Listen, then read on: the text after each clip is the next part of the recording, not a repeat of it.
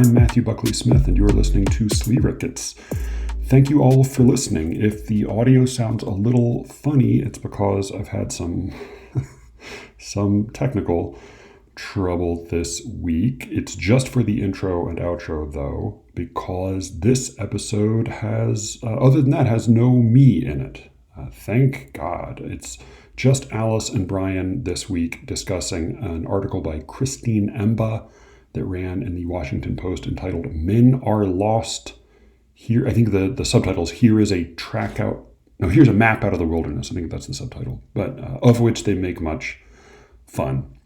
I won't offer any opinions of my own except to say that I think the Christine Emba piece is worth a read. But otherwise, it's all Alice and Brian from here on out, except for a note at the end where I will superfluously say goodbye to you. Thank you. Thanks very much, though. Now, here are Alice and Brian.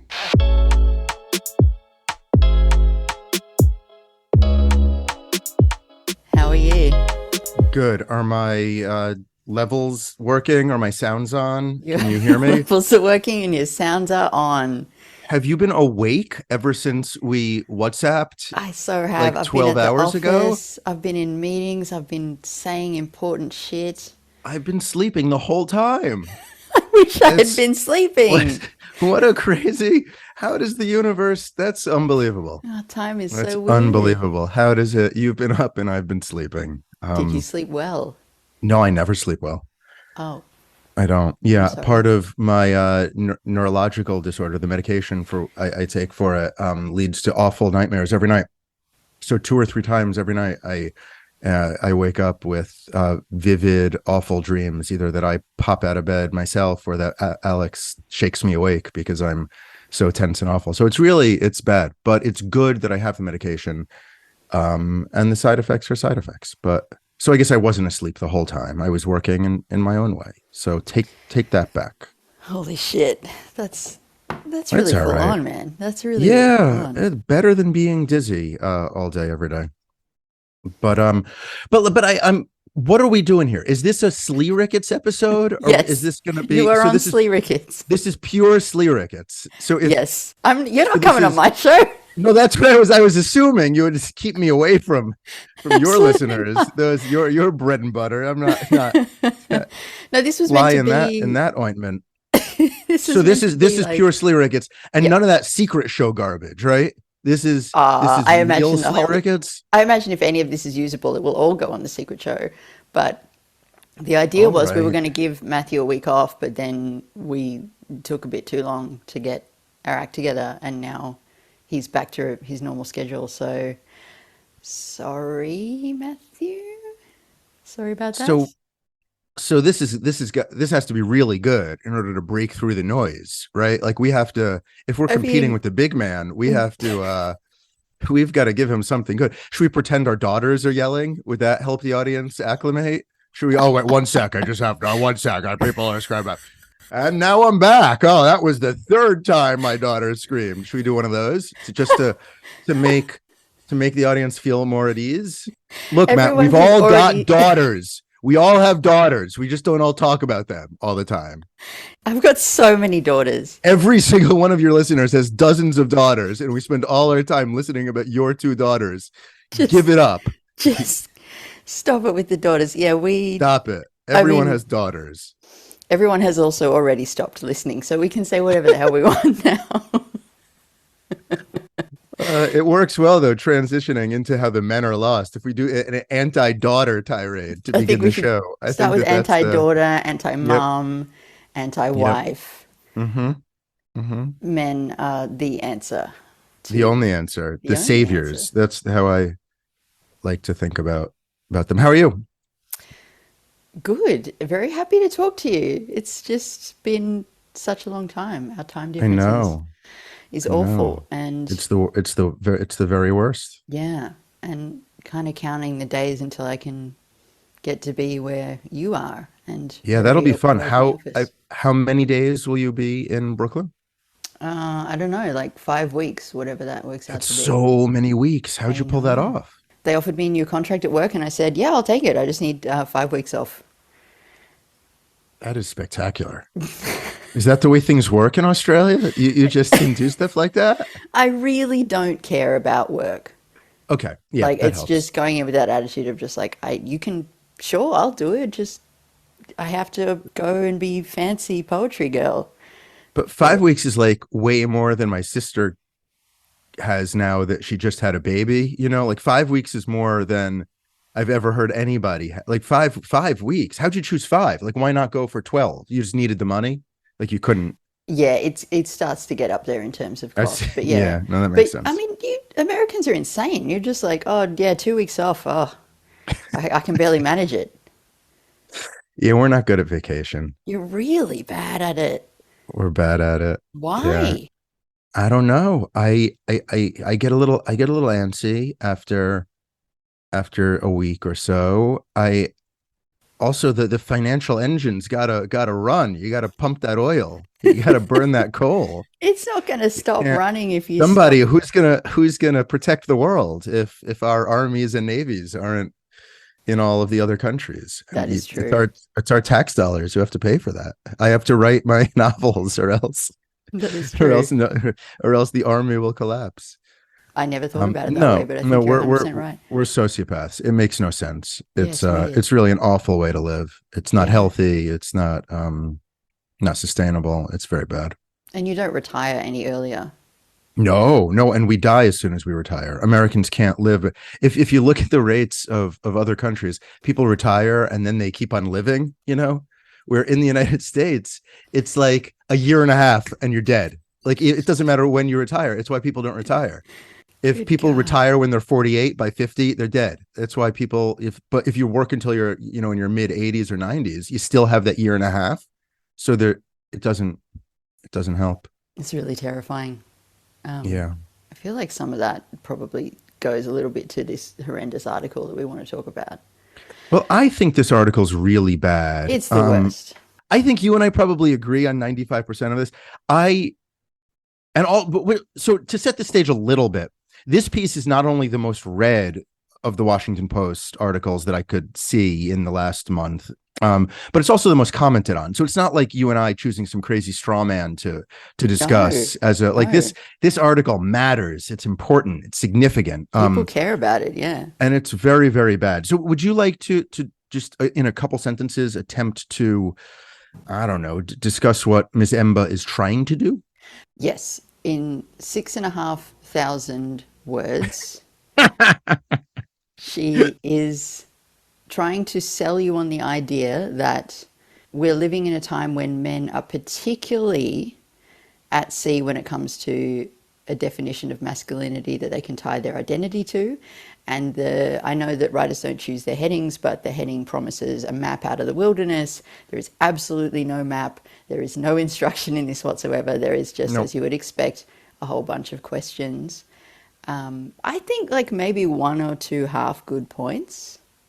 And I would love to discuss those half good points because I thought there might be one or two half good points. And maybe I think there's a half of a good point in here. Well, sorry. I keep on wanting to interrupt. You're doing a great job. Are you done? Is that That's pretty much the it. I description? mean, I Yeah, wish yeah. I could No. say more about 6,500 words, but that is kind of it. So I guess, broaden the conversation before we make it tighter, tighten it. What I don't think trends are real. And I've said it once or twice before to Matthew, and this makes me all the more convinced that there are no trends. Do you agree with that premise at all, or do you think that that's taking it too far? Because sometimes I say trends aren't real, and then I go into my honest voice after like my performative voice and think like, come on, like of course trends are real. Like after wars, like then there are no men in town and the town has to somehow change, so the women are the barbers. Like there have to be some situations where there are real trends. But I just made like, was there ever a town where women were the barbers? Like I can't actually think of a time where trends are real. Are there trends? Because there are so many trend pieces. There's so many people writing about trends, but I don't think there are trends. Am I wrong? Can Well, you think of a trend where like Like I guess sometimes people's pants are slightly wider at the bottom and then sometimes they're more tapered. Is that a trend? Or is that not even a trend? Is that just like the 80 people who fashion photographers take photos of? In reality, like jeans have always looked the same. Like, are there any trends? What about women's bodies? What about like when I was a teenager, the ideal woman's body was Christina Aguilera, Britney Spears. Like it was all about the flat stomach.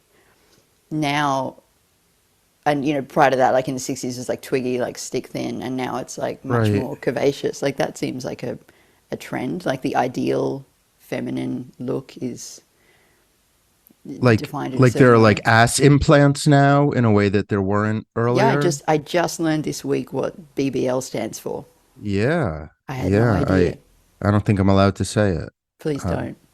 uh, but I yes, but I guess part of what I'm asking is that maybe then you would say all trends are manufactured, but that feels pretend to me. That feels like maybe the people who are allowed on TV are slightly larger now in a very, very, very, very small subset that isn't particularly indicative of the whole than they were 30 years ago. But the people you or I would spend time with aren't getting butt implants, right? Those people who are still worried about their body are worried about losing weight, right? People, the people I think have the anxiety with my students now, or my students 15 years ago, or my peers 25 years ago.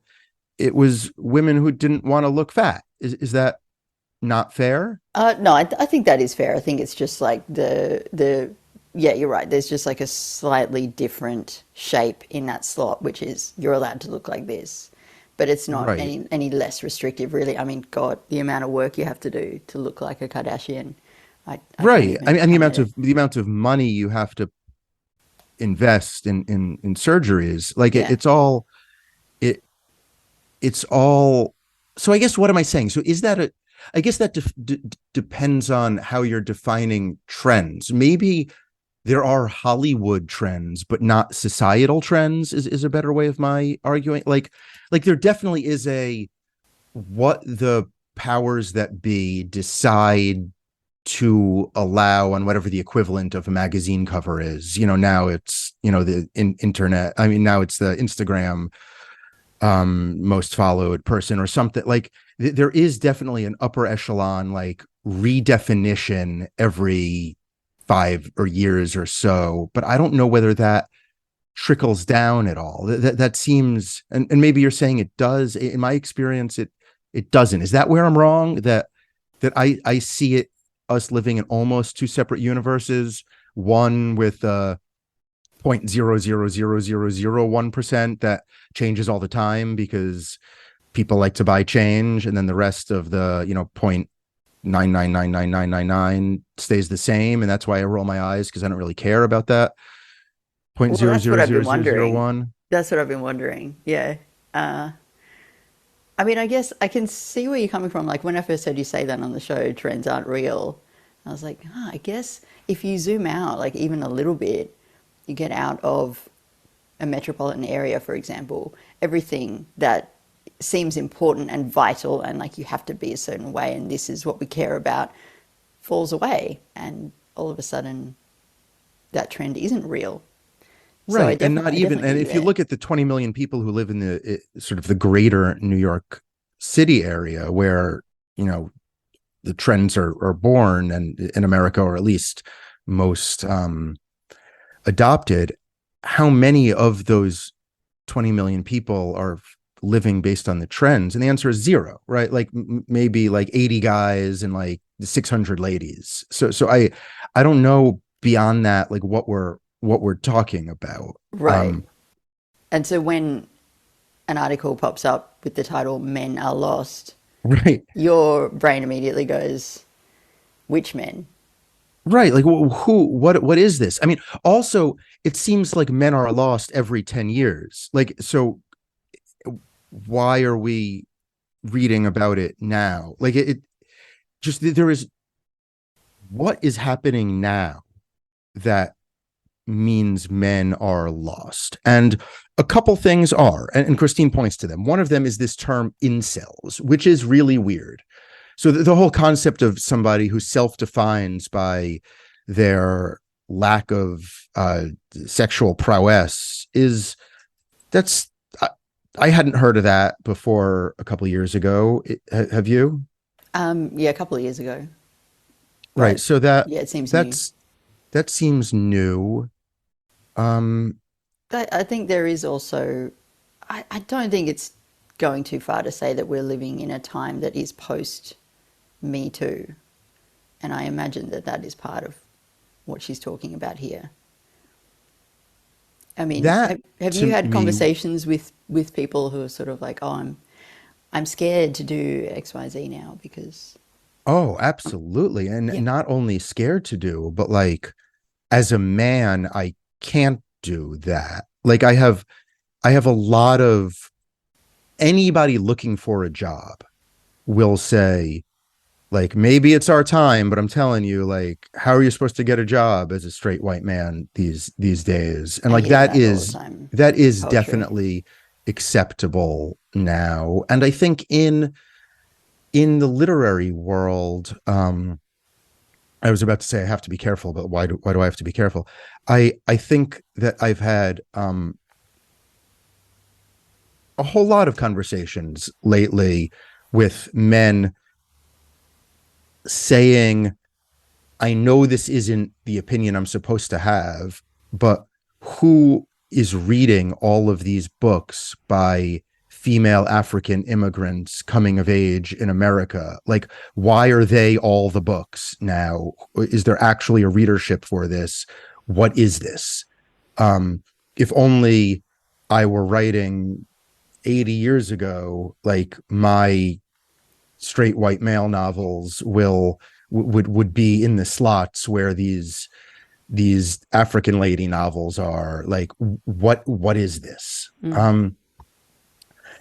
And I think that's a really interesting conversation. Like, and that's one I would love to read an article about. I don't think that article's been written I don't think anyone's going in to a write major it. periodical, because I think people are scared to write it. And Absolutely. I I have guesses, and they're not particularly becoming guesses, but like my guess, if I were going to write that article, and again, why would I write that? You'd be a crazy person to write that article, but my guess is that what is tagged as literary fiction tends not to make money anyway. It tends to be sort of vanity projects for editors, and I'm very much in that category. My own novels, right? Like what my type of writing, like it doesn't make anybody any money, but the work that the James Pattersons or the J.K. Rowlings are the ones that keep the main the publishing houses in America afloat. And then you have all of these people who are English majors who like books, who find themselves as editors, and they can acquire books they like. But those books, such as mine, don't make the companies any money. My guess is that the prestige, interesting work to editors has changed slightly. Like it's gone slightly from like angsty Jew to Black people overcoming stuff on the margins. And I bet if you looked at the numbers, it would be a very small shift from angsty Jew 30 years ago to Black people overcoming stuff now, but probably a shift that is noticeable. I just don't think it's a shift you can worry that much. I mean, as an angsty Jew, like I notice it, but I just don't think that it's that shift is indicative of much other than what the people who are editors now see as worthwhile prestige projects. Yeah, but I guess the question behind that is, do they truly see it as worthwhile and prestige, or do they see it as giving them prestige? Because I've had conversations offline and a little bit on the show about like people feeling rushed particularly young female writers of color, feeling like, can you give me what you've got? Like, I need to publish your book. And in some cases, those writers resisting that and being like, I'm not ready, and I don't want you to just like make me your little vanity project. For sure. No, I don't necessarily think that it's either literarily a stronger decision or beneficial to anybody.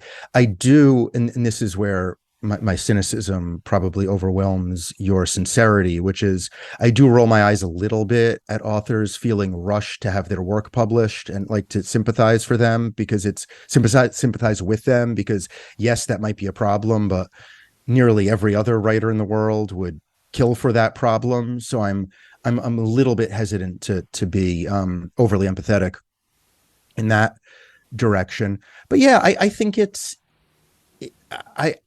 I am hesitant to look into the souls of acquisition editors and poetry editors in terms of whether they actually like the Black people they're publishing or they want to be seen as publishing Black people. Again, the cynical mode is the easier mode to go into. There's probably something to be said for people in positions of power sincerely believing that they should use that power to give voices to historically underrepresented voices. And is that them liking the work or not?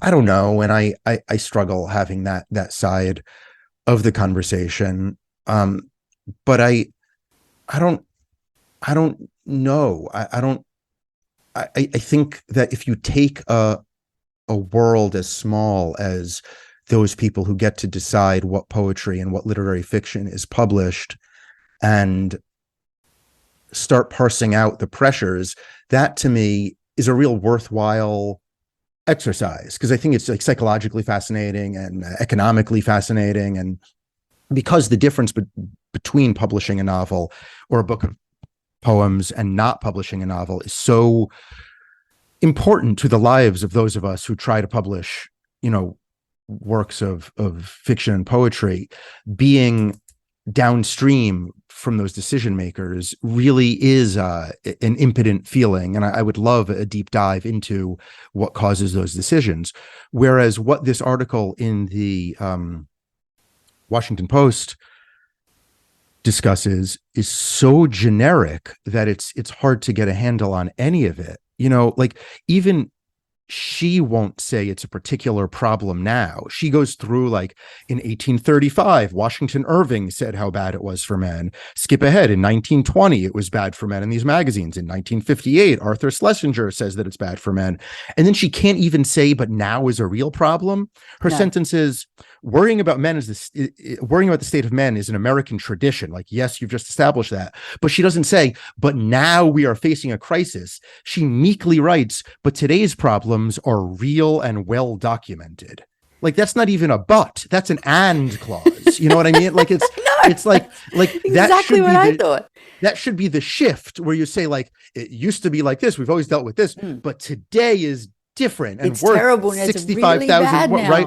But in fact, she's like, and today fits exactly into that pattern, like it's that.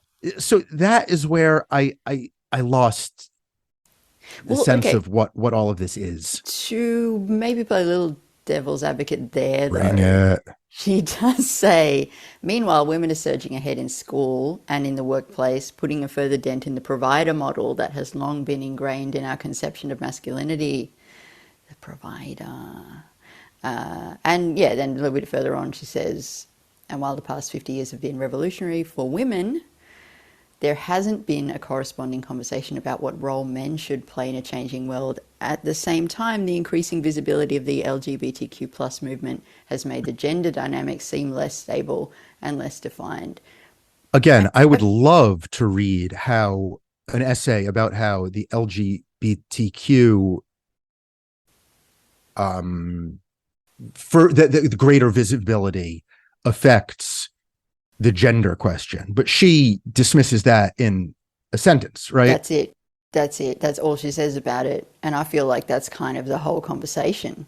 Right. Like that again is fascinating. Like it's a question of like, how does the transition's an accidental word there. How does the shift from a society newly comfortable in some areas with gay people trying to just figure out if that same society is equally or less comfortable with trans people, how that affects people's sense of their own masculinity or femininity, that is worth a deep dive as well. And it's why we're all supposed to hate the woman who wrote Harry Potter now for sort of ambiguous reasons, and like, count me in, like I hate her too now, you know, like I'm pretty bad. I'm happy to jump on that train. Yeah. But again, there's an essay in that, but touching on this, that this seems like a societal trend, actually. Like I in my New York, downtown Manhattan and Brooklyn universe, all of a sudden there are trans people. And now obviously there have always been trans people, but the ability to articulate one's transness is more accessible now. But that seems like a trend. The danger of using the word trend is it belittles it in a way that I'm not comfortable doing it. So like, I would love to read a generous, non-dismissive, non-certain article about whether people who have dedicated their careers towards thinking about what it means to be trans and other trans issues believe that in 30 years we will see more trans people, the same number we have now, or fewer. Like I just as a school teacher, there used to be gay kids and now there are trans kids, you know, and like that's fascinating. And I wonder whether that's because that cadre has always wished there was an opportunity to be trans and gay was the closest they could get to it comfortably in society, or whether the vocabulary now or the zeitgeist is more comfortable with sort of experimenting with trans vocabulary and self-presentation rather than gay vocabulary and presentation, or whether they're entirely separate. And now, you know, people who used to be gay are suppressing that or celebrating it. I have no idea. And I would love to hear intelligent people discuss it outside the political realm of like, should parents or schools decide if kids can make these decisions? Like, who knows? You know what I mean? Like, I think that all that, like, that's fascinating to me. And again, a trend is too dismissive a term, because I think this is life and death stuff and should be taken more seriously. But that is definitely a trend in my life, that there are far more trans people, I think, in most of our lives than there were 20 years ago. And I'd be very interested in thinking through the psychological, societal, and cultural, you know, explanations and repercussions of that. But that's not what this article is doing. That's not what this article is doing. But just as a sidebar, like, that's something I think about all the time, because a really close friend of mine is trans.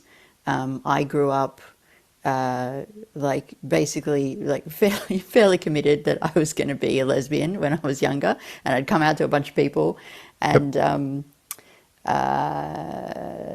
you know, like it was definitely it was a completely different world, and it's so hard to remember what that felt like, you know, at 40, just being like, oh God, like it used to be such a huge deal to see women holding hands in the street. Like, it used to blow my fucking mind, you know. It was exciting and dangerous, and just like, yeah. I mean, I grew up in the gayest area in America at the time. You know, I grew up in Greenwich Village in New York City, and I still remember the power of seeing two guys casually kiss. It was extraordinary. I mean, it was a life-changing moment. Yeah, absolutely. So the question for you, which you don't need to answer on SLEERICKETS, is it an offensive question to ask, do you think instead of being sure you were going to be, or you were already gay, if 14-year-old Alice, I'm guessing at the age, would be having those thoughts about being trans. Well, I did have those thoughts too. Yeah, like fleetingly, but I definitely Right. had those thoughts. When I think about it, like, I was sort of say offhand, like, oh, I was a committed lesbian or whatever. But like, I felt the same about men and women since I was like 8, and I just had certain language at hand in 1998 to apply Right. to it. I sure as fuck didn't want to Right. be bisexual because that is the lamest thing you could possibly be. Yeah, it's not a sexy. It's Yeah, not yeah. sexy. Yeah. Unfortunately, that is Unless pretty much where I've landed. unless our listeners, it's very sexy if you yourself, it's self in terms of self definition. It doesn't feel like as dramatic to No, a 14-year-old. no, it's lame. And that's also the era of like, Madonna and Britney and like all that sort of like performative lesbianism stuff. But yeah. Yep. And then there is this other part to all this, which would be a great article to read. And it's something that I've only seen once explored in a TV show. I think it was Looking. The the grief and the bitterness of seeing younger queer people have it, quote unquote, so much easier, Right. which is not like that. That's such a like flattening and simplistic way to look at it. But I do catch myself in moments being like, oh, God. The jealousy. I'm jealous. I'm Right. jealous. And I'm like, how, like, do you know? Like, of course they don't. And I'm glad they don't. I'm fucking Right. glad they don't. But yeah, there are moments like that as well. What does all that do to a straight guy? I don't know. I'd love to hear. I'd love Not much. not much Right. probably. Like, isn't that the honest answer and why this article is so bad? Like, Yeah, right. Because like, the article presumes that you are sitting there being like, oh my God, trans people. Like, I feel so unsettled and I don't know how to think. my life is so much more difficult now that they assert their humanhood. Like, I just don't.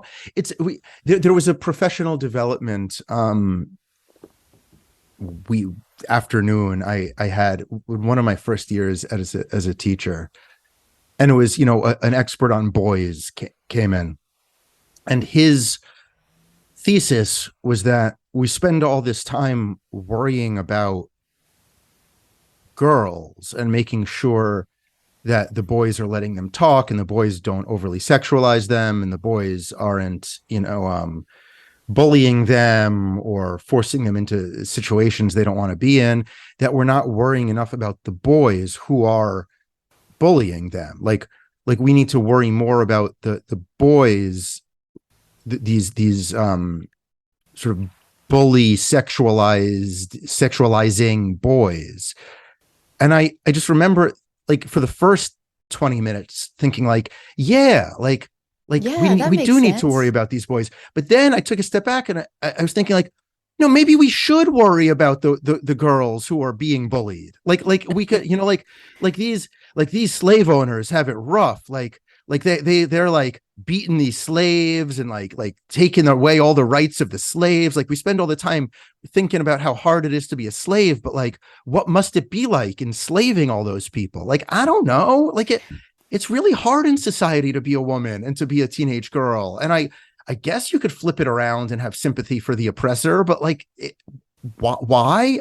Like, it's a counterintuitive. It just, it doesn't seem like we need to worry about men as much as this article worries about men. Yeah, well, this is exactly what she's doing. She's saying men find themselves lonely, depressed, anxious, and directionless. And she talks about Jordan Peterson, Andrew Tate.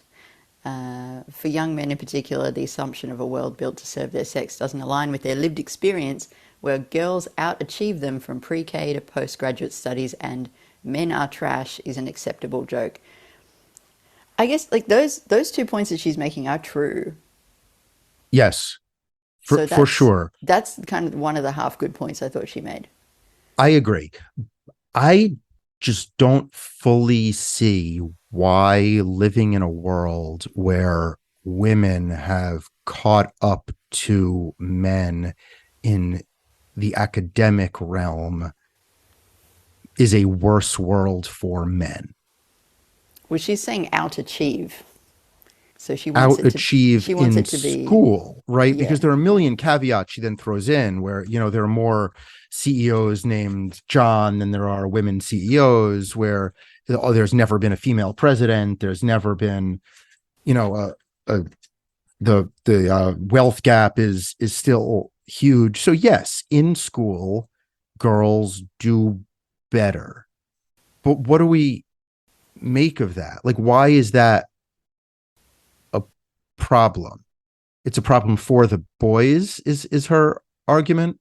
Well, I think she's using it as just one point to kind of bolster her general sort of thesis that men just don't have a model of how to be, and they're like floundering. That I am interested in engaging with the model of how to be question. Do women have a model of how to be? I think so. I think so. I mean, it's not a particularly good one. It's a pretty oppressive one, but it's there.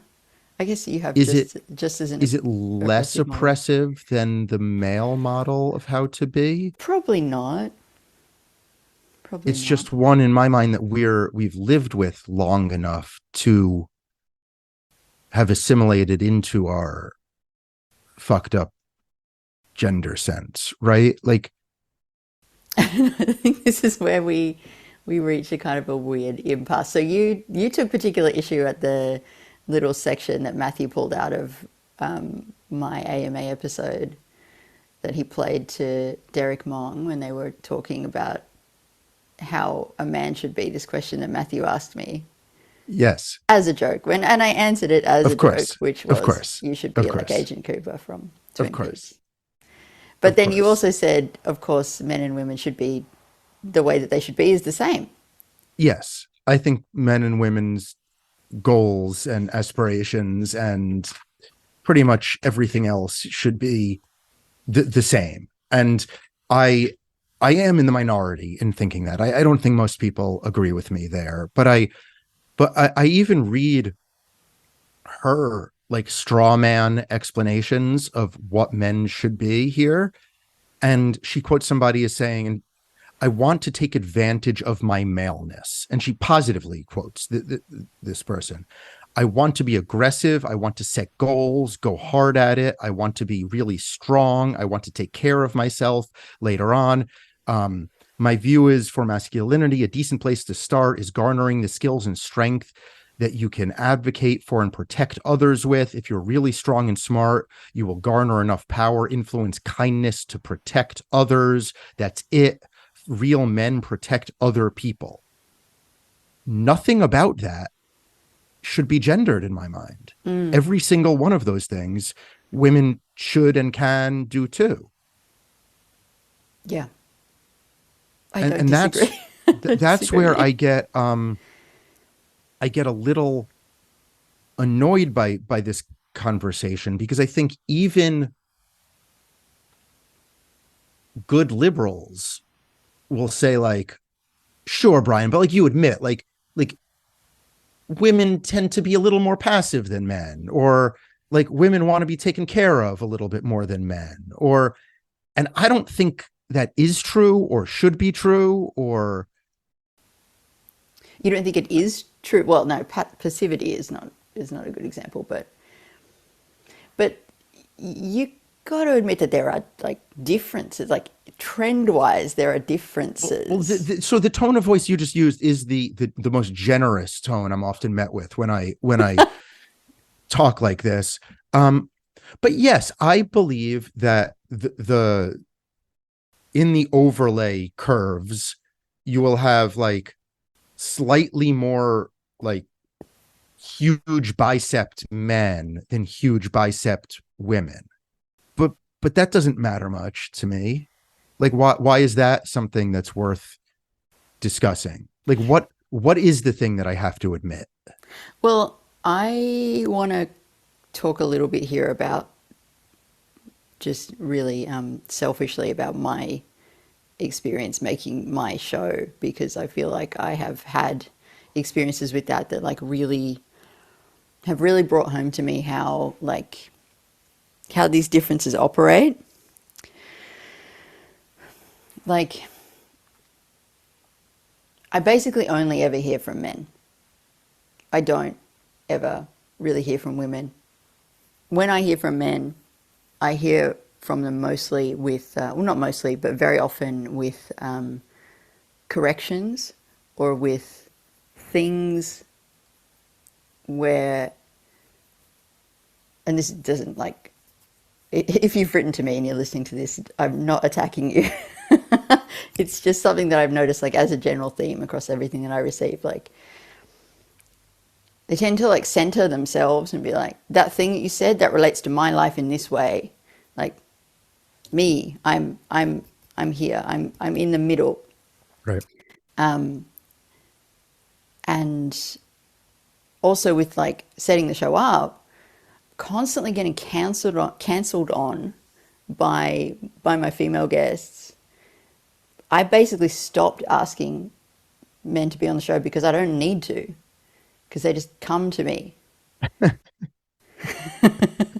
So there's no essential difference. I agree with you. There's no essential difference. There doesn't need to be an essential difference between men and women. A woman could be much, physically stronger, blah, blah, blah. But the way that men are socialized and the way that women are socialized, I've been socialized to be quiet, to listen, to doubt my every single statement. And I know I'm going to have hell editing that last bit that I just said because I feel really bad about it already. And when I look back at the file, there's going to be like a lot of you talking and not very much of me. That's not your fault. That's just because I tend to just sit here and listen. I agree with the socialization point. I feel as though, in generalities, men and women are socialized in different ways and react to that socialization in different ways. I think in the United States, Black people and white people are socialized in different ways, and gay people and straight people are. And for the most part, I would say that is bad. I think where the conversation turns to a place where I disagree with most people is most people would say, yeah, that's bad, but there is something essential about women and men that is different, that it's not the same as Black people and white people who are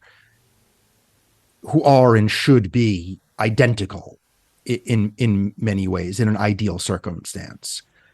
Where most people come back to me and say, even in an ideal world where you strip away history of oppression and socialization, there should be differences between how men are and how women are.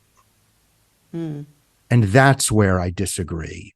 What you just said about men feeling, especially men of our age, feeling a greater right to correct and jump in and have this spotlight on them than women.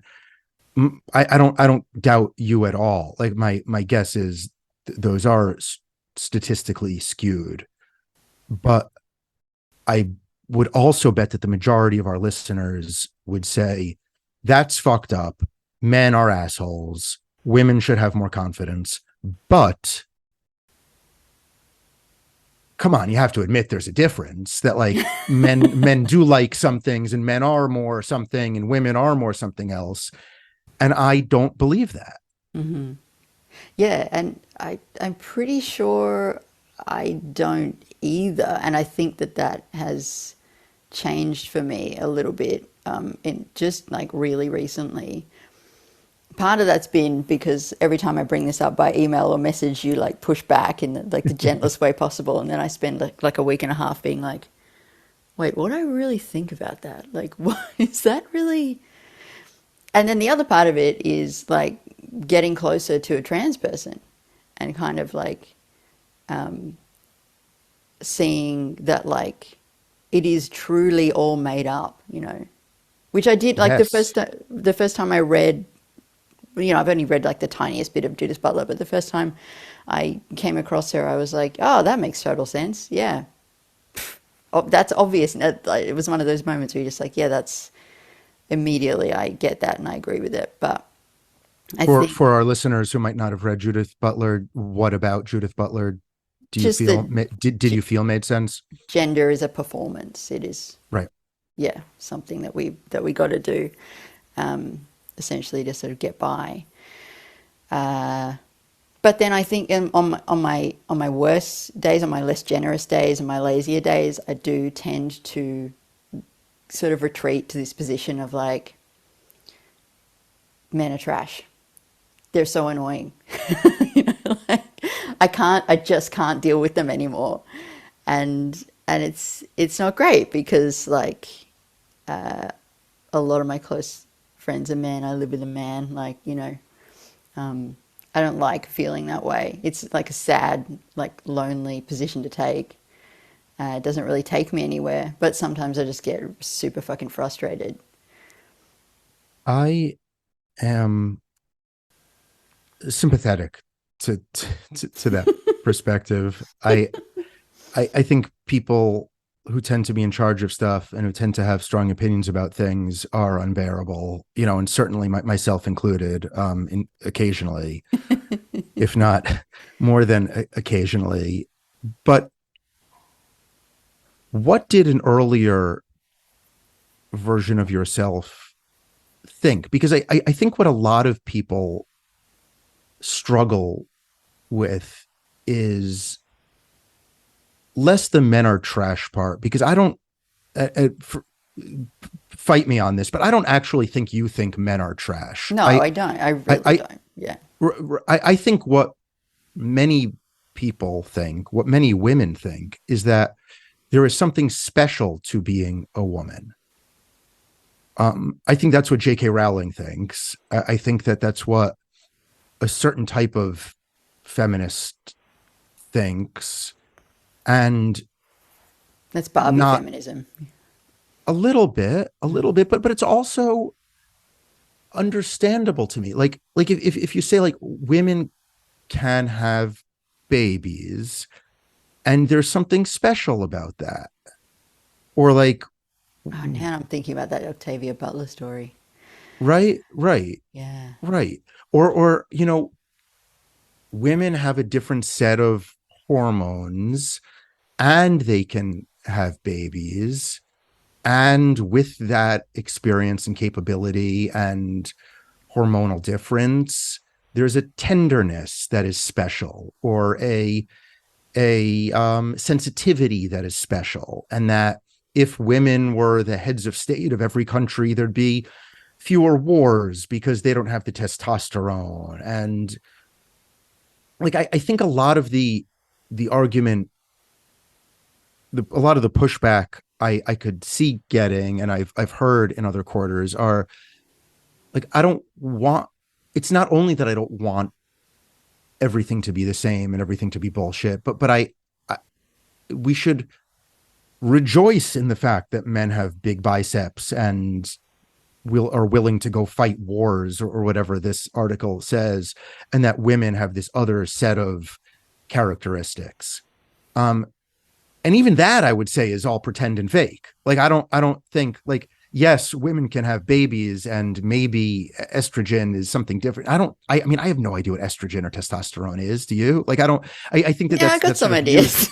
used as a well, then teach me, because I don't, again, I think that the overlap of men and women is so much more substantial than the tiny little aspects on the outside, that conversation is fraudulent in my mind. Well, And I would, yeah, and and this I, is yeah, yeah, and this is where I think like that's where we sort of started with this incredibly mild long distance disagreement. Is exactly. you were like, yeah, there are some differences, but those are kind of the unimportant thing. And I suppose what I was thinking was like, yeah, but as I go about my life, I feel like all I do is hit the differences over and over again. I'm constantly being like yeah, I was going to try not to tell this story, but last night I was walking Tell home. it. Last night I was walking home. I got to walk home on Tuesday night, a very short distance, but it is dark, and yeah, there was just a guy in the park who was just losing his mind at something, and I couldn't figure out whether he was losing it at me or Anyway, so I got really fucking scared and I like ran home, Yeah. and I just feel like that sort of experience is so, like, not formative is the wrong word, but it defines my experience of reality to a point where even if, and I do agree with you that like we'd need some kind of like test to see what it would be like if you raised two human beings, you created two human beings in a world without gender, and to see what happens. So it's kind of just a thought experiment to me when I'm pelting home, like with my phone in my hand, being like, do I have time to call Tom? Like, what do I do? It's like Yes. the difference is it has very material consequences all the time, not just in that and extreme example. and in that extreme example, and by material consequences, you mean there's the threat of rape looming over your life in a way that there's not that threat looming over mine. Yeah, yep, that's it. That's the And one. that is really terrifying and real. I and awful. I'm not sure how that can be discussed. Yeah, this is the impasse that we kind of come to, right? Like, Right. it's I just really is hard. that biological or societal or I no, I mean, how could it be biological? I think it's got to be societal, right? Like, I think so. yeah, But but I don't know. I think that some people, if we had some gender essentialist on this podcast who could jump in and assert biology all the time, could yeah. say like no, the what drives men is a desire to procreate and the muscles with which to hold down the procreatee, right? Like there's I guess the kid would be the procreate, the fellow procreator. Like I sorry, I don't need to complicate the vocabulary around rape for the sake of this conversation, but I think a gender essentialist might say like what drives men is to rape, and the problem with society is that like there is an exaggerated who's like the worst Jordan Peterson. I Oh, forget Andrew that guy's Tate? name. Yeah, Andrew Tate has a little bit of that to him. Like the problem in society is that men don't have enough opportunity to like grab ladies and do sex at them, and therefore, of course, all men are struggling and need to have their outlets. And that's not good. But I just don't know. It does seem to me that it is societal and not really a difference between men and women, except that women are forced to live in this society where they need to be scared a lot more than men do, which again leads to what you're talking about earlier about men putting themselves forward more and out there, and whether you want to call it vulnerable or not. Yeah, and I mean, in the end, we decided not to make you watch women talking, which I'm really glad that we didn't, because it's just too hard to talk about. But it's kind of the question that the movie poses is like, there's a point in the film where the women are deciding whether to leave, and then they have to decide, well, who of our sons are we going to bring with us, and at what age do we have to leave them behind, because they've been contaminated by that point. They've been too indoctrinated by this way of thinking that we are their property to do with exactly as they choose. And they decide, I think it's like around 13. All the boys older than that have to just stay behind. And it's a brutal, That's brutal, fascinating. yeah, brutal moment in the film. And like, yeah, fuck Barbie. Women talking is so good. Yeah, I'll watch women talking now. No, don't I watch it. I can't. I so hate watching power level violence. I just can't. I can't do it anymore. For Yeah, no, some reason, I don't do did. it. Don't do Did it. you not have when you were younger? Did you not have a thicker skin? I don't know.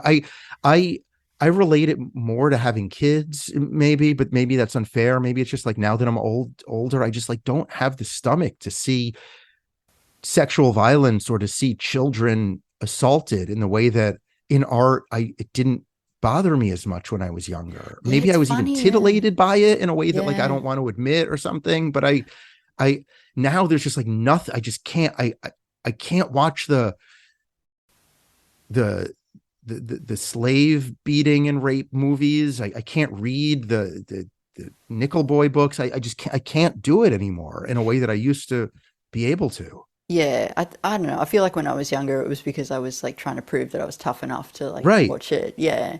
Whereas now I'm just like, no, like unless I feel like it is like truly part of a broader point that the whole film women talking is like, it's about that, so it has to kind of Right. go there. But yeah, if there's like some kind of incidental like, you know, woman getting hit or something like that, I'm just like, okay, well, I've got a lot of other things to watch. Yeah. Yeah. I 13 sounds so old to me.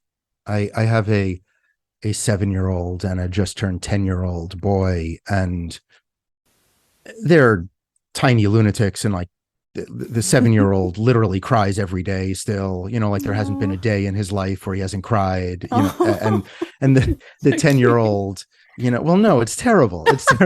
It's a terrible way to live. It's so My nephew unpleasant. cries at movies, like he can't watch films because the emotion is too much for him. He's only Yeah. 4.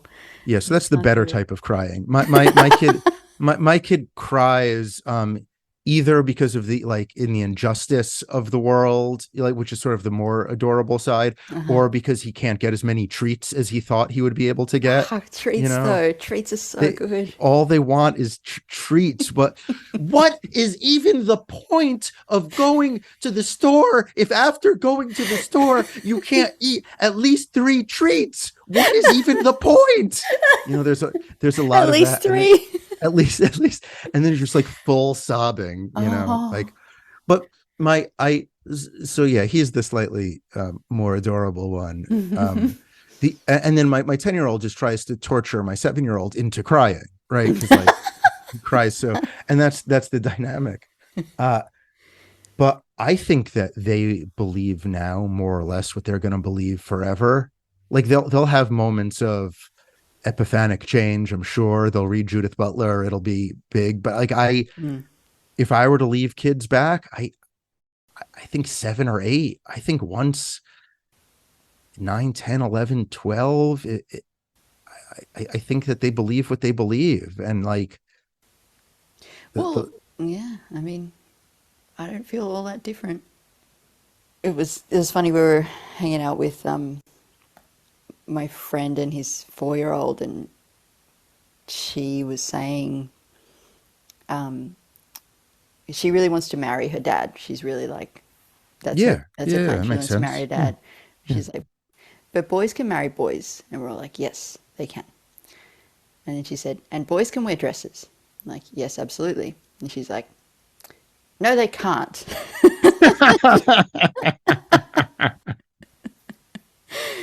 Anyway, but she's 4, so she's got a little bit of time. Yeah, Can I yeah. just No, bring up keep this? you can take the 4-year-olds with you. Yeah, you can take the 4-year-olds. Yeah, bring anything up, and then I want to talk about her conclusions in this essay because I Well, think that's that the they bit I are. was just about to jump to Oh, because great, it's so great. fucking funny to me. The last paragraph is just every sentence is just a treasure trove. But I love where. Okay, so I'll just read the whole thing. In the end, the sexes rise and fall together. The truth is, I love this. The truth is that most women still want to have intimate relationships with good men. I love that. At the end, she's just like, don't worry. We're not all lesbian separatists yet. It's so good. It's so good. Also, it's so watered down, It's right? so watered down. Most women with good men. With good men. It's like, that better be the, like, what is society? Like, could you imagine if she came to the opposite conclusion? Like, truth is, women don't even want to have relationships with good men. Like, what is this argument? Exactly. She hasn't even been here? talking about, this specter of lesbian separatism, but it just kind of pops up right at the end. Right. But as a straw man to, like, again, earlier on that page, what critics miss is that if there were nothing valid at the core of these constructs, they wouldn't command this sort of popularity. Well, like, what are we talking about? Like, weren't like 2/3 of Southern men in the KKK at a time? Like, are we using popularity as a way to validate? And also, who is saying there's nothing valid about anything you're saying? It's just, she totally gives up at the end here. She totally does. Acknowledges that there's nothing else. But where she puts her stake down before lifting it back up is on the previous page. I'm convinced that men are in a crisis. We know you've said that. Yeah. And I strongly suspect that ending it, meaning the crisis, will require a positive vision of what masculinity entails. That is, italicized, particular. That is neither neutral nor interchangeable with femininity. Well, see, I kind of thought that was all right. Like, and this is where I ask her and you, what even theoretically would that be? Well, but that's what Matthew's been asking me, and that's what the 10,000 comments are about. Hang on a second. Let me find the paragraph. What is it? Particular and aspirational? I strongly suspect that ending will require a positive vision of what masculinity entails. Oh, yeah. And that it is particular. This. Yeah. So I put a note here. Crisis is really strong, but I do agree with this to some degree. I'm convinced that men are in a crisis. I strongly suspect, particular. And then she defines the word particular. She says neither neutral. I don't know what the word neutral means at all. I don't know the denotation of that. But then neither neutral nor interchangeable with femininity. And I do understand what she means by that. And that's where I disagree, I think. So what would this positive vision of masculinity that is not interchangeable with femininity mean, even in theory? Yeah.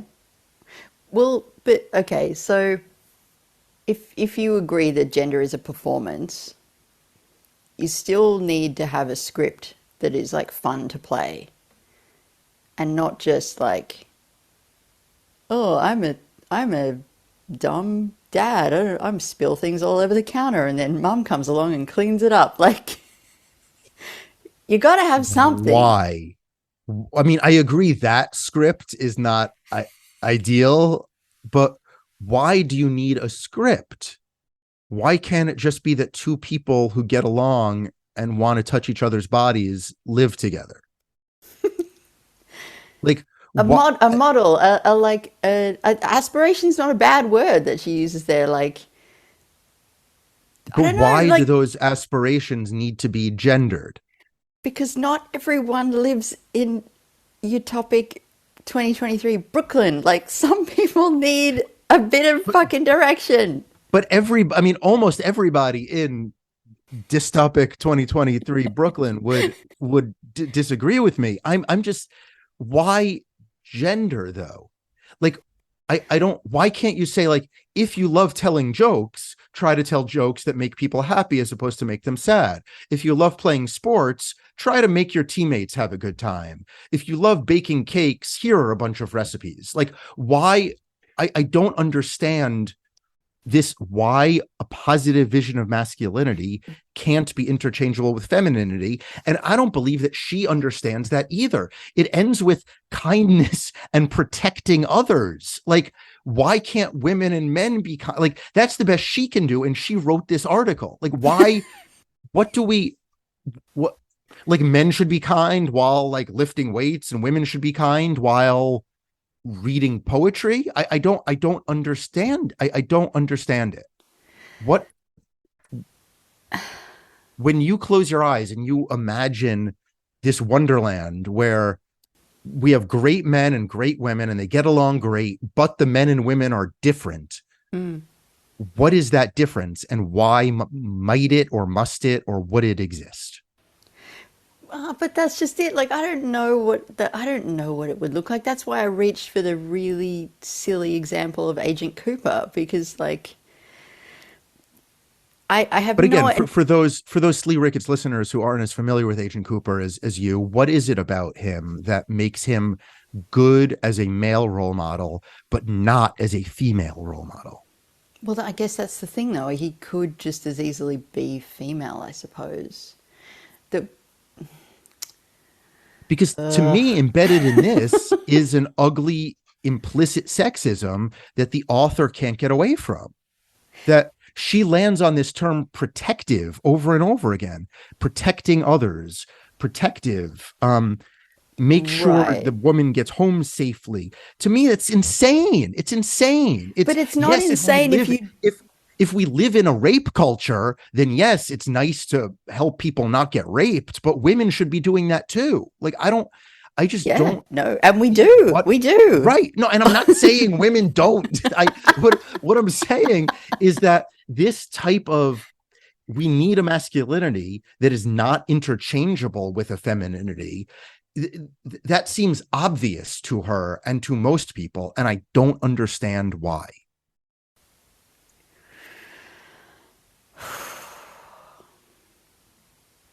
What if you don't understand? Like, what if you are a guy living somewhere far away from where you live, and you don't understand that it's all made up and it's all a performance, and this idea seems stupid to you, and you're like, I'm a man. I should do man things. Don't you want like good qualities to reach for that aren't like destructive? Yes, I do. But given now that we're in like stereotype land, right? Like let's go there. So we're in a bunch of like horsemen or something. Is that like what we're thinking about? Right? Like a A guy who rides like, a horse. What is he like gonna do? right. The man has a horse already. He's already ruined. How do we save this man? His life is right? so complicated. So he's got to put the leather on the tackle and the tackle on the leather and his hat on his horse tackle. Yes, he has to put that on the horse. Right.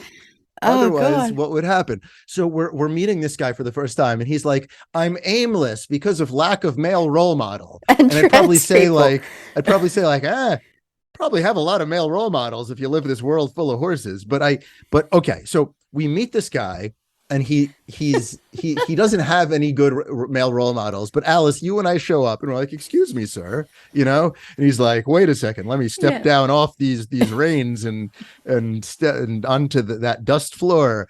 And we're like, "Take your time," and then he comes over and he's like, let me mosey on to the slop pail, where he's feeding himself or his animals. And we're like, all right, are you comfortable? And then we say, no, we have some advice for you, right? Yes. What advice would we give him that we wouldn't also give women? And your answer is going to be, don't treat women like objects. Yeah, that's a good start. Right. Yeah. I love that. Yeah. Do that. So that's good. Cool. Yeah. So we agree that pretend men who treat women like objects shouldn't treat women like objects. Yes, but I mean, is there anything else that you would tell him that you wouldn't tell women? Right? Because like he's got like his little woman down at the house, right? Who's like dusting and making him a ham chop or something. And then what are we doing here? So what would you tell him? Treat one another with kindness and respect, and like find what makes you happy and do that, and help other people be happy too. Like, I don't, which one of you likes riding the horse more? Like, by all means, you should ride the horse. And which one of you likes cleaning up less? I guess you should make a compromise and like both see what chores are easier for you to do. Like, I just don't, I don't see why advice needs to be different. I don't see why we need to change. Yeah, well, I get that, but I think the problem is that, I mean, you really are in the minority, I think. But Like, the question is, am I? I don't think you're wrong. I think you probably are right. It's just that, like, this is pretty far down the gender as a construct rabbit hole. I think gender is a construct. Yeah, no, that's what I'm saying. Yeah, You're no, really far down the rabbit hole. yeah, but As am I. I'm no, just pointing to all the people still back up no, on the top there, being like, no, we totally. believe. So what is there something special about being a man? Because that's what this article is speaking to, that men don't understand what it is about that's special about being a man. And Yes. so they go to these jokers like Jordan Peterson to embrace that special aspect of themselves. Is, in your mind, is there anything special about being a man? There are a lot of qualities about men that I like very much, but I don't think they're exclusive to men. Men So have deeper voices. Is that often, special? that's nice. I like that. They tend to have more of their weight in their upper body proportionally than. Yeah, big shoulders. This is fucking stupid. It's so dumb. It's so dumb. It's so dumb. Okay. Is there anything else we should talk about? Probably not. We've just managed to not get ourselves totally into trouble. So, And it's nighttime for you. It's late. yeah, it is. Yeah, yeah, yeah. Yeah. Wow. Okay. How do you feel about that? Oh, is that what Matthew? Is that? I guess that's like a combination, Matthew and Mark Maron. Do you listen to the Mark Maron podcast? I used to. I The don't listen to it WTF? anymore. Is it still Yeah. good? If you know the guest and are interested in the guest's life, Yeah. it got really good when his longtime girlfriend died, Yeah, I and bet. Yeah. he was like a vulnerable mess who couldn't keep his own self out of the interviews. And the beginning was just like honest wailing into the darkness about Mm, how terrible life is. That was really good. mm. Um, but he's done 1,000 of these interviews now, and they hit the same beats. But when you're interested in the person he's interviewing, they're good. Are there other American podcasts you listen to? Yeah. Yeah, one or two. But yeah, I haven't listened to Marin for ages, but he was formative in the early days. But yeah, I know I just like to ask how people feel at the end, because sometimes I think I've said to you before, sometimes you can get to the end of one of these conversations and just feel a bit like raw and shitty and Yeah, I I feel like I wish I hadn't bullied you into taking a perspective that you didn't really want to take but needed to, because I was so dug into my perspective. I didn't feel that way. I didn't feel like that's what you did. I mean, I think I only disagreed with you in the mildest possible terms anyway, so it's probably going to be deeply unsatisfying for everybody. Right. I mean, do we want, I'm trying to think what she would say. Like, that's where I get really confused about a lot of this. Like, would Christine Emba say, I mean, she would say it because she wrote it, that there should be a special thing that men have that is unique to what women have. Yeah, but then If she I just then, backs off. but then she couldn't figure out what that thing is, No, right? except protectiveness, protection. Yeah. I mean, like, bodies must be a thing. If you believe that heterosexuality is real, which I do, then there must be a difference. I'm just trying to hunt this down to its core, because like I don't believe men and women are the same, because I want to have sex with women and I don't want to have sex with men. This is a good sorting function. No, but they're not identical Yeah. beings. Yeah. But that's not interesting, right? Like, that's not. No, I think that's fascinating. Like, because that's why would that be? Is that well, what you're because saying? Like I'm a that is chaotic bisexual, and I basically am right. like, person, great, I love it.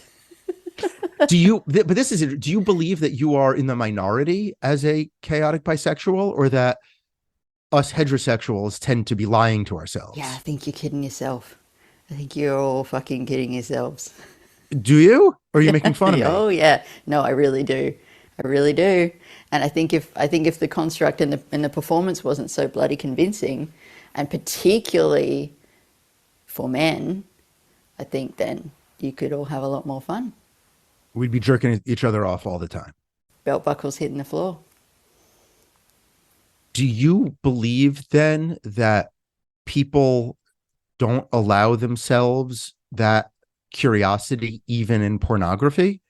Because I would think that Mm. alone with one's computer, if that were true, I would be watching homosexual male porn as much as male female or female porn. I hadn't And thought about it to that I'm not, degree. I'm not a big porn guy, but I mean, I people, I don't pretend not to, but I would think that if we were all just lying to ourselves, unless the lie is so deep. Yeah, now all of a sudden I'm deeply uncomfortable with what I've just said. I do think there's a bit more wiggle room than people give themselves credit for. And I wonder if, yeah, I mean, shame is pretty powerful emotion. So yeah, I think it could stop you from doing stuff even on your own. But yeah, I don't know. I It's just a funny little thought experiment I run with Yeah, myself. I made out with one guy once. I was living in Paris. It was between high school and college, and I had never liked any of the women I'd made out with before. It always made me really uncomfortable afterwards and before and during all the all the all the all the stages. So I thought, like, I don't know, maybe I'm gay. So I was in Paris, um, translating for a fashion magazine there. I was the only straight man, and one of my I was like a intern, and my boss there was an out, very attractive gay guy, and he very clearly was getting me as drunk as he could to take advantage of me. Um, Wow. yeah, and he like brought me to a gay club and like kept on buying me drinks, and halfway through, and like it was so exciting because like I was like fluent for the first time. Then I was like 19, 18 and 19 out on my own, Mm. and no one knew me, and I could be anybody I wanted, and I was like speaking French, and it was so exciting. And then after an hour or two I realized, like, oh, he's trying to get me drunk to take advantage of me. And then I thought, well, like, why is it taking advantage? Why isn't it just like to hook up with me? And like, maybe I don't know. I maybe I'll give this a try. So I kept on drinking and drinking, and then we went back to his friend's apartment, and then he's like, "Should we go in there?" And I'm like, "I don't know." And then he's like, "Well, you want to get paid, don't you?" And I'm like, "Oh, Oh God, why you really? didn't need to say that, Christophe? Like you could have, like I was Oh, gonna do this anyway. You didn't." oh, But this is instead I was terrible. instead, yeah, it was really bad. But I was like, yeah, I need the money. I've counted on it for my rent, you know. Oh And he's God, like, he'd well, then done that before. let's go in there, you know. Mm. So we go into this other little room, and he pushes me up against the wall, and he kisses me passionately and deeply. And I just remember thinking, like, try to enjoy this. Like, maybe you'll like this. Like, maybe this Oh, is a good way, and you can be gay and it will be good. And then it was like 3 minutes, and then 4 minutes. And then I said, I just hate this. I hate this so much. I really hate this. And then I left, and I ran home, and I vomited, and I cried, and I woke up, and I went to work the next day, and this other guy who worked with us met me at the front door and was like, Christophe really likes you. He's sorry about what happened last night. You will get paid regardless. And then I had like a few more days of working there, and then I went home. And that's the Oh, time I made out with a man, oh which God, that in really took a retrospect, turn. isn't really about my being gay potentially. It's No, it's about a kind of about you man. being sexually It's about assaulted. me being sexually assaulted. Yeah. Yeah. Which isn't funny at all. No. No, it's not. So haven't told that story publicly before. Um, We don't have to use it. I don't care. What am I don't who am I hiding from what? Oh, I wow. Holy shit. but since then I haven't wanted to. So maybe if he had been gentler, I'd watch more gay porn. I think that's the end. I have no idea how to feel or what to say. I am so overwhelmed. Oh my God. I I'm had sorry not that happened to you. no. I that wasn't planned. I didn't plan on whatever the fuck that just was. But I guess it's good to ask how do you feel about that? Because Yeah, that's, otherwise how do you feel about that? you would have missed all of whatever that That's was. right. Yeah, that's my trick. Yeah. Which you should definitely keep in the episode because it's funny. I mean, it's not funny, but it's Matthew couldn't have gotten that from me. You're good at this. You Oh, got thank you, Brian. that twist. The thing is, I really like your podcast. I just Oh, am not interested in poetry. no, yeah. I That's so fine. So not a problem. so when I listen to it, I'm like, this is so great, except for the subject matter. You know, like That's so I kind that you even bother to listen to it at all. no, I do. But have you thought about for me doing like an Australia cultural podcast or like a not like Australia for dummy, not like trying to interpret Australia for non-Australians, but have Mm. you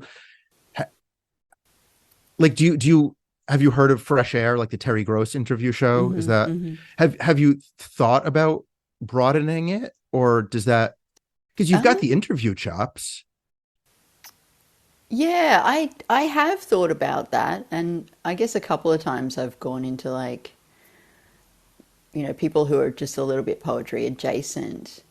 Um, yeah, and like I think all the time about like where I want to take it because again, like with the requests that I get always from guys, um, it's becoming like a problem that people just want me to promote their books, and Of course, I just right. don't. I just do not want That's to not what you're do. interested in. No, and I hate it, and I do get pulled in that direction sometimes, and it's a shitty feeling. So yeah, I think in a way to protect the show from that, I need to get weirder, and yeah, so there's probably scope there. But yeah, I mean, I really think like this possibly sounds ludicrous to you, but I feel like coming over there and just hanging out and not working and just like soaking in that scene is going to change a lot because that's what happened last time. Like I learned so much when we lived there. So,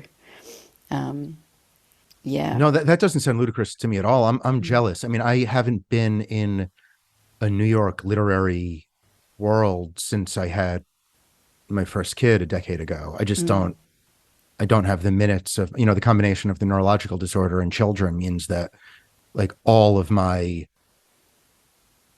good hours are dedicated to work or family.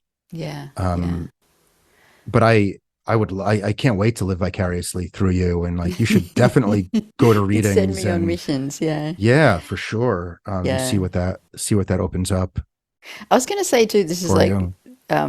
totally not related and like probably too big a thing to say this late in the conversation, but when you talk to Matthew like specifically about the disorder that you live with and having read the body politic and everything, like I really didn't know what to say to you, but I really wanted to write to you and say something, but I had no idea what to say. And the thing that I Yeah. kept thinking was like, Yeah. you have this insane level of acceptance, it seems, around everything. There are, Well, thank you. I mean, a couple responses to that. One is that, as you read in The Body Politic, a character says essentially like there's nothing that anybody can say. Like I lost friends when I was in the thick of it in those 2 years of hell, because like they didn't care or understand, or take it as seriously or gravely as it was. So I was like irate at those people who didn't check in, but I also was furious at, with my mom or close friends or whoever, who are like constantly checking in and saying like, also the how is worst. it going? How Yeah. is it like, or is it any better? It will get better. It will. So like, there's no way to know what to say. The acceptance part of it is too generous of you. Like the thing is that for a decade, I spent my life writing novels that couldn't get published, and I was really depressed about that.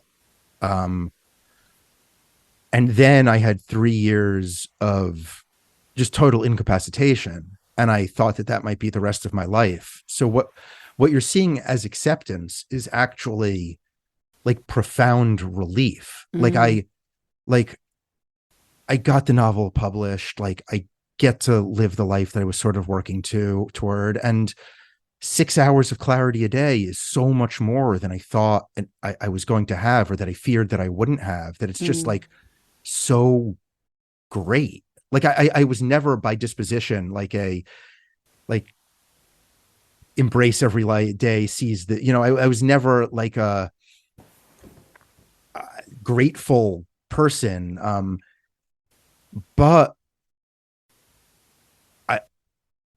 I still get emails, because nobody writes about this stuff. Nobody knows how to talk about it. So these 2 articles that I wrote for the Times, years ago, are still what come up when people Google. And once, twice a week, every week for the last 7 years, I've gotten emails from people, usually women in middle America, saying my life has been destroyed by this. My spouse left me, or my boss fired me. I can't do anything. I can't take care of myself. I can't do anything. My life is a living hell. And then they fall to alcohol or opioids, and just like that constant reminder of how lucky I am, given the unlucky hand I was dealt, I think is really healthy, is really a sort of a lovely way to live, to be constantly reminded how much worse other people have it. So I mean, that's at the core of it. I think like I just feel like I got really, really lucky. It's really amazing. I got to remember that when I'm feeling sorry for myself at work, being like, yeah, but nobody can. I mean, it's how we should all live, and how nobody does. Yeah. But thanks for reading. Maybe will you have me on? I just sold a new novel. Will you have me on for a book interview to help to get Australia? You asshole. Well, look, I do hope we get to talk when I'm there. Of course. Yeah. Anyway, you'll come over for a family dinner on a Sunday. You'll meet the kids, God, and Alex, and be maybe Matthew and you. amazing. That would be amazing. Make chicken or something.